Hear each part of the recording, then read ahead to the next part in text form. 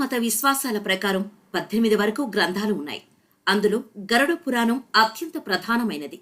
ఈ గరుడ పురాణంలో ప్రతి ఒక్క వ్యక్తి జననం మరణానికి సంబంధించిన పూర్తి వివరాలు పొందుపరచబడ్డాయి.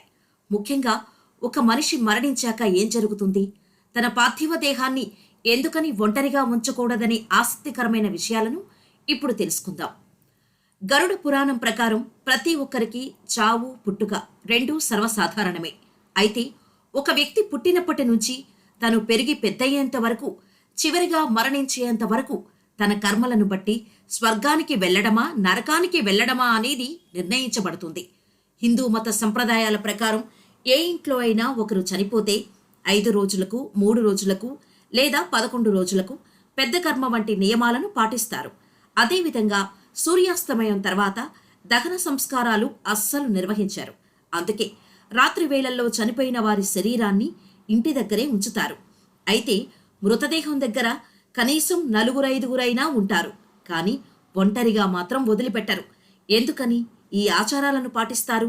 ఒకవేళ మృతదేహాన్ని ఒంటరిగా వదిలిపెడితే ఏం జరుగుతుందనే ఆసక్తికరమైన విషయాలను ఇప్పుడు తెలుసుకుందాం. హిందూ మత విశ్వాసాల ప్రకారం గరుడ పురాణాన్ని మహాపురాణంగా పరిగణిస్తారు. మతం సంప్రదాయాలు ఆచారాలు ప్రకారం ఇంట్లో ఎవరైనా చనిపోతే వారి కుమారుడు తలకొరివి పెట్టాలి. అయితే కుమార్తెలు ఎట్టి పరిస్థితుల్లోనూ తలకొరివి పెట్టకూడదనే నియమం ఉంది. ఒకవేళ వారు అందుబాటులో లేకుంటే కుటుంబ సభ్యులలో పురుషులెవరైనా దహన సంస్కారాలు చేయొచ్చు. వీటితో పాటు ప్రతి ఒక్క వ్యక్తికి సంబంధించిన జీవన విధానం, ధర్మం, భక్తి, వైరాగ్యం, యాగం, తపస్సు తదితర వాటి గురించి గరుడ పురాణాల్లో స్పష్టంగా వివరించబడ్డాయి. అంతేకాదు, ఇందులో మొత్తం 84 లక్షలకు పైగా నరకాలు ఉన్నాయి. వీటిల్లో 21 నరకాలు ప్రముఖమైనవి.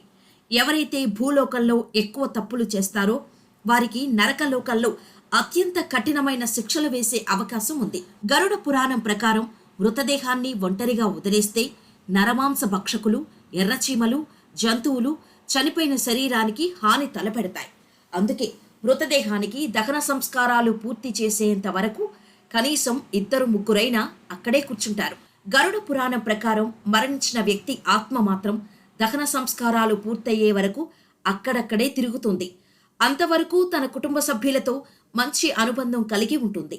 ఇలాంటి పరిస్థితుల్లో మృతదేహాన్ని ఒంటరిగా వదిలేస్తే చనిపోయిన వారి ఆత్మ శాంతించదు.